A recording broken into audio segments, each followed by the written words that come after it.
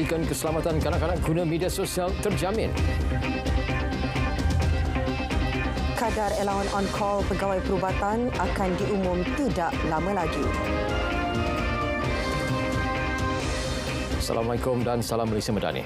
Satu jawatan kuasa teknikal melibatkan isu keselamatan dalam talian terutama dalam kalangan kanak-kanak perlu diwujudkan. Menteri Komunikasi Fahmi Fadzil berkata pertemuan akan diadakan bersama Menteri di Jabatan Perdana Menteri, Undang-Undang dan Reformasi Institusi serta Menteri Digital dalam masa terdekat. Ia bagi membincangkan perkara tersebut. Pertemuan turut akan diadakan bersama pengendali platform media sosial. Fokusnya untuk memastikan keselamatan penggunaan platform itu oleh kanak-kanak dan pematuhan kepada undang-undang sedia ada. Saya risau keselamatan bagi kanak-kanak. Jadi insya-Allah dalam masa terdekat kita akan selaraskan di antara beberapa kementerian untuk melihat dari segi perundangan apa yang mungkin perlu kita pinda ataupun kita wujudkan dan tindakan-tindakan yang perlu kita ambil sekarang.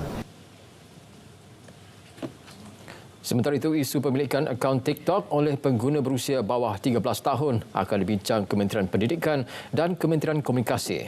Menteri Pendidikan Fadhil Siddiq berkata pihaknya perlu memohon penyelarasan daripada Kementerian Komunikasi sebelum sebarang garis panduan berkenaan perkara itu dikeluarkan. Itu kita minta nanti penyelarasan daripada Menteri Komunikasi lah, sebab saya ingat saya perlukan juga dapat maknanya maklumat penuh daripada beliau dan pedoman daripada beliau supaya kita pun boleh tengok apa kesan dan impak dia kepada anak-anak kita lah. Dan saya pasti ada garis panduan yang perlu dipatuhi bagi memastikan maknanya kawalan itu berlaku khususnya daripada ibu bapa. Isu allowance tugas atas panggilan on-call bagi pegawai perubatan yang tidak disemak selama 11 tahun akan diselesaikan. Menteri Kesihatan Datuk Seri Dr. Zulkifli Ahmad berkata KKM bakal membuat pengumuman berkenaan isu tersebut dalam masa terdekat. Kita telah bincangkan dalam postcap, kita ada satu kaedah untuk melihat semula perkara itu, ya, tentang active call, passive call. Saya kira perkara itu boleh, saya sudah lihat penyelesaiannya dalam waktu yang terdekat. Kita akan mengeluarkan, menerbitkan press release kami, ya.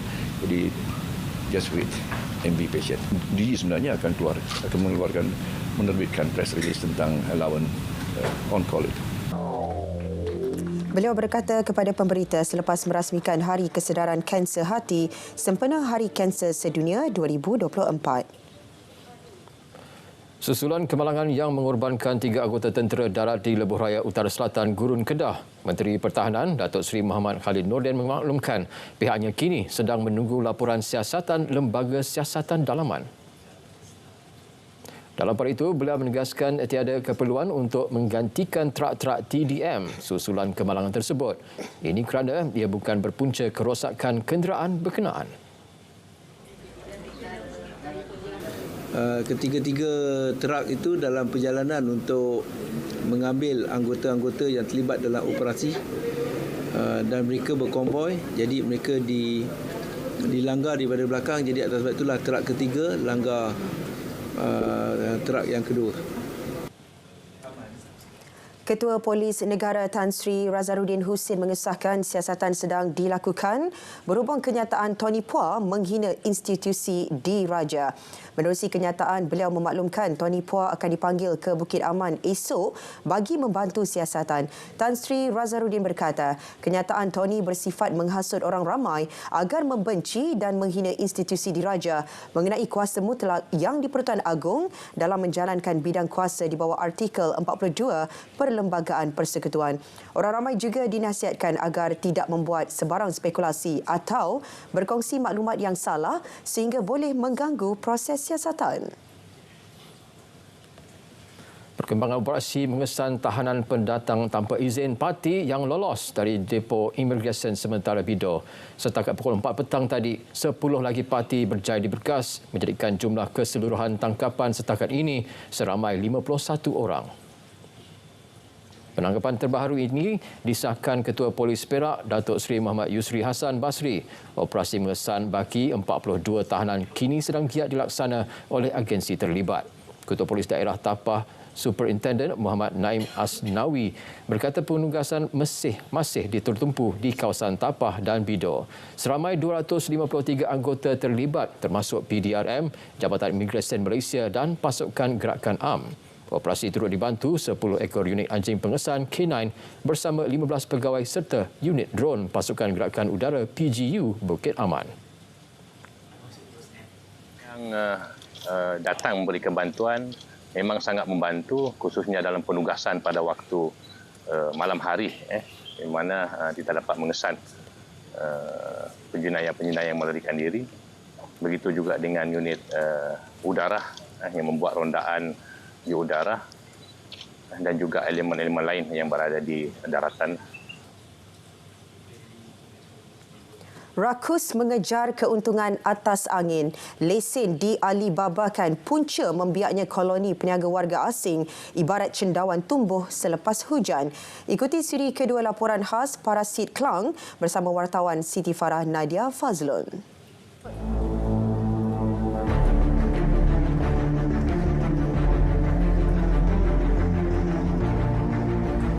Rakyat tempatan punya lesen, warga asing kaut untung. Sikap ini sangat berleluasa dalam kalangan segelintir peniaga tempatan. Merekalah dalang di sebalik watak utama yang bertindak mengaut keuntungan segera umpama tiada hari esok. Ini menjadikan peluang untuk kelompok parasit warga asing semakin licik dan berani memonopoli perniagaan. Diorang ni memang manusia kita, okay? agama kita Islam, tapi dari segi sosial masyarakat setempat memang dia tak hormat. Itu jawapannya ya. Okay? Dari segi sosial memang out. Maknanya diorang ikut diorang punya kelakuan diorang lah, okay? Tempat diorang kan. Tapi dari segi perniagaan kita tak boleh ganggu. Sebab apa? Perniagaan diorang pun walaupun China ada, India ada pun akan tutup. Diorang akan menguasai semua. Saya kalau boleh minta pihak BBT lebih tegas dalam isu ini. Sebab kalau kita biarkan, saya rasa makin lama akan jadi makin parah lah. Sebab dia melibatkan warga tempatan. Kalau kata kita biarkan mereka monopoli semua perniagaan, maknanya orang kita macam mengemis di tempat sendirilah. Sudah kata. Itu lah. Nyari satu kedai. Besok tambah lagi. Saya rasa dalam satu owner tu ada 5 cawangan sampai ke Jalan Sungai Kandis. So sampai ke sana. Bukan setakat satu kedai, 5 kedai. Silapnya datanya daripada orang kita juga sebab bagi lesen. Sikap tamak orang kita yang memperjudikan, mempertaruhkan lesen perniagaan kepada warga asing itu sendiri. Kalau kita tengok sepanjang Kampung Johor kita ni, kalau kata kedai memang dimonopoli oleh pihak mereka, warga asing. Kita nak sebutlah warga asing tu daripada mana, tapi boleh kata tu dalam sudut macam mesin rumput, industri macam tu dimonopoli oleh bahagian-bahagian yang tertentu pula, warga-warga asing yang tertentu. Kami juga berusaha untuk mendapatkan jawapan dari pihak bertanggungjawab. Kami bertemu Menteri Besar Selangor, Datuk Seri Amiruddin Syakri untuk mendengar penjelasan beliau. Apa tindakan yang telah dan akan diambil oleh kerajaan negeri agar parasit yang disifatkan oleh penduduk Klang ini dapat diselesaikan sepenuhnya.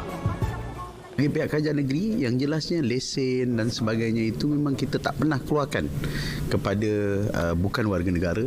Cuma orang-orang tertentu yang tidak bertanggungjawab itu menjual ataupun mendagangkan dan mengalibabakan lesen-lesen tersebut. Jadi kalau lepas ini kita dapati ada lagi yang menjualnya, Alibaba, kita akan senarai hitam mereka-mereka yang mempunyai lesen yang dialibabakan. Kali ini mungkin untuk protek lebih ramai orang yang tak pernah dapat lesen ataupun yang belum dapat lesen dapat mengisi kekosongan yang ada. Kita akan memperkemaskan lagi, terutama membuat terjah dan juga lawatan-lawatan dan penguasaan mengejut supaya kita dapat meneliti kes-kes itu. Dan kalau pihak-pihak awam mempunyai bukti-bukti yang jelas, boleh sampaikan kepada Kementerian Perdagangan dan juga pada pihak kerajaan negeri PBT, kerana kita mempunyai peraturan yang jelas bahawa mereka tidak boleh dan kita tidak pernah membenarkan lesen kepada warga asing, tapi aktiviti dengan mengalibabakan lesen-lesen tersebut memang satu yang tidak bertanggungjawab. Kesimpulannya, semua pihak perlu mengembleng usaha untuk membantras polemik warga asing ini. Terutama pemegang lesen tempatan jangan begitu mudah menggadai lesen tanpa memikirkan kesan jangka panjang. Siti Farah Nadia Fazlun, RTM. Sejumlah 1.2 juta tontonan direkodkan RTM sepanjang siaran langsung istiadat keberangkatan tiba Yang di-Pertuan Agong ke-17 31 Januari lalu. Bersiaran di beberapa lokasi berbeza, persiapan dan kelengkapan peralatan menjadi tunjang kejayaan RTM sepanjang 6 jam bersiaran langsung. Menyingkap di sebalik tabir istiadat bersama wartawan Muhammad Najib Mashhur. Komunikasi antara galeri dan komunikasi antara penyampai antara pembaharuan yang diperkenalkan RTM pada siaran langsung kali ini. Teknologi penyiaran dimanfaatkan sepenuhnya termasuk ikatan jaringan internet dan rangkaian mudah alih 5G serta gabungan isyarat video menggunakan ASI dengan kodek HEVC yang menggunakan microwave link. Untuk keperluan penerbitan ini, unit Seksyen bahagian berita ehwal semasa melalui Seksyen Fasiliti Teknikal dan juga bahagian operasi penyiaran telah diberi amanah untuk menyediakan keseluruhan fasiliti teknikal dari lokasi hingga ke kota media Angkasa Puri. Kestabilan rangkaian, keseragaman signal interkom dan latihan berterusan juga dititikberatkan sebelum siaran langsung bermula. Siaran langsung dibawakan dari hangar Diraja Senai, Istana Bukit Serene, Pangkalan Udara TUDM Subang dan berakhir di Istana Negara Kuala Lumpur. Siapa tak teruja kan dapat Agong yang baru, Agong ke-17. Jadinya kita sebagai penerbit, saya merasakan saya perlu memberi visual yang dari awal, dari orang kata apa, dari muncung kereta tu rakyat nak tengok, rakyat teruja nak tengok kereta walaupun kereta tuanku kan.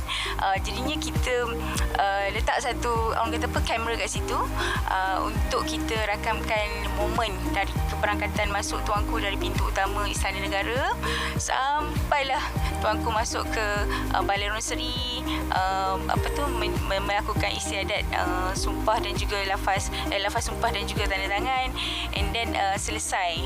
Maksudnya every moment tu kita tak terlepas. Melibatkan hampir 400 petugas RTM, istiadat itu turut disiarkan di semua platform media sosial. Muhammad Najib Mashhur, RTM. Sistem pengkalan data utama PADU merekodkan jumlah pengemas kinian maklumat individu seramai 2.51 juta orang setakat ini. Menerusi hantaran di Facebooknya, PADU memaklumkan Selangor merekodkan jumlah tertinggi iaitu 0.40 juta individu. Diikuti Sarawak 0.33 juta, Johor 0.25 juta, manakala Perak dan Sabah masing-masing 0.22 juta individu. Orang ramai boleh mengemas kini maklumat mereka dalam sistem PADU menerusi laman sesawang www.padu.gov.my. Tempoh kemaskini akan dibuka hingga 31 Mac. Tenaga Nasional Berhad TNB dan syarikat Jepun IHI Corporation merintis projek pembakaran bersama berskala kecil. Projek dijalankan di Stesen Jalankuasa Sultan Azlan Shah, Manjung, Perak dan Stesen Jalankuasa Tuanku Mukhris, Port Dickson, Negeri Sembilan. Kajian fasa Front-End Engineering Design FEED yang dijangka selesai April 2024 mengesahkan kebolehan laksanaan teknologi serta mempamerkan komitmen TNB dalam penyediaan solusi tenaga lestari. Selepas berjaya dengan ujian pembakaran 1% biomass, TNB melangkah ke peringkat seterusnya dengan pembakaran bersama melibatkan 1% amonia dan 2% biomass. Ia dijangka mampu mengimbangi pelepasan karbon bersama 71,000 unit kenderaan setahun. Fasa pembakaran bersama peringkat awal dijadualkan pada suku ketiga tahun 2026 selepas selesai kerja-kerja pengubahsuaian stesen Jalankuasa. Inisiatif itu selaras sasaran pengurusan karbon TNB menjelang 2035. Golongan belia diharap melibatkan diri berbakti kepada komuniti setempat menerusi skuad Unity di kawasan rukun tetangga KRT masing-masing. Menteri Perpaduan Negara Dato' Aaron Agodagang berkata, tenaga belia amat diperlukan terutama membantu KRT yang dilanda bencana seperti banjir. Menurut beliau, sehingga kini terdapat 128 skuad Unity diwujudkan di seluruh negara untuk memberikan perkhidmatan bantuan sekiranya berlakunya bencana. Skuad berkenaan bertanggungjawab melaksanakan gerak kerja bantuan banjir seperti membantu anggota keselamatan dalam proses pemindahan penduduk terjejas banjir selain melaksanakan aktiviti pembersihan di lokasi terjejas banjir serta membantu operasi DPPS. Sehubungan itu, Yayasan Sukarelawan Siswa yang juga salah satu agensi di bawah kementerian diminta bersama menjayakan misi skuad Unity. Beliau berkata demikian ketika berucap pada program Komuniti Rahmah bersama Jentera Perpaduan Negeri Kelantan di KRT Lubuk Setul Pasir Mas. Sesi persekolahan di Kedah diteruskan seperti biasa walaupun 3 kawasan di negeri itu terlibat amaran cuaca panas tahap 1 oleh Met Malaysia. KPM akan sentiasa memantau keadaan dan menasihati guru serta ibu bapa bagi memastikan murid berada dalam keadaan sihat sepanjang tempoh itu. Kita juga ada garis panduan berkaitan dengan cuaca ini yang memang sentiasa kita ingatkan dari semasa ke semasa di peringkat sekolah khususnya supaya peringatan itu maknanya dapat kita tanganilah isu-isu yang terkait rapat sekiranya ada berlaku apa-apa semasa dalam keadaan cuaca panas itu.